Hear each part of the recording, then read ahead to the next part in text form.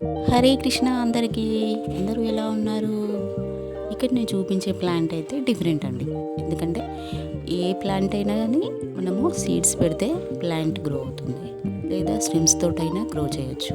కానీ ఈ ప్లాంట్ మాత్రం చాలా డిఫరెంట్. ఎందుకంటే ఇక్కడున్న ఈ ప్లాంట్ మాత్రము ఆ లీవ్స్కి ఉన్నటువంటి చిన్న రోజ్ పెటల్స్ లాంటి ఫ్లవర్ ఏదైతే ఉందో దానితోటి మనము ఈ ప్లాంట్ని అయితే గ్రో చేయొచ్చు.